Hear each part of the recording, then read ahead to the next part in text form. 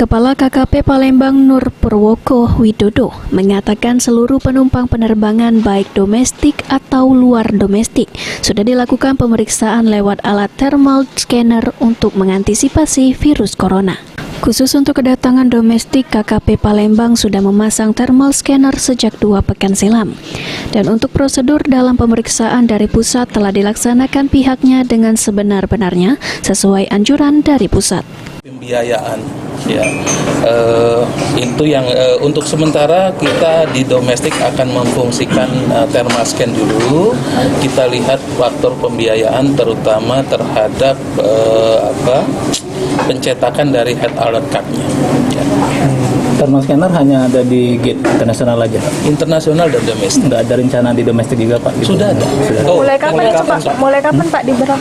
Dari tanggal 22 Januari sudah terpasang, tapi domestik, Pak? Iya, tapi kita.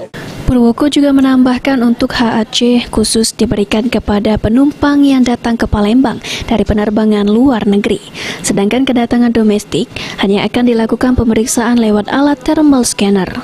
Sedangkan untuk pemeriksaan di pelabuhan sendiri jelasnya lebih bagus dan tertata lantaran jika ada penumpang yang diduga terjangkit atau memperlihatkan tanda-tanda virus corona, maka pihaknya terlebih dulu membawa pasien ke rumah sakit pelabuhan.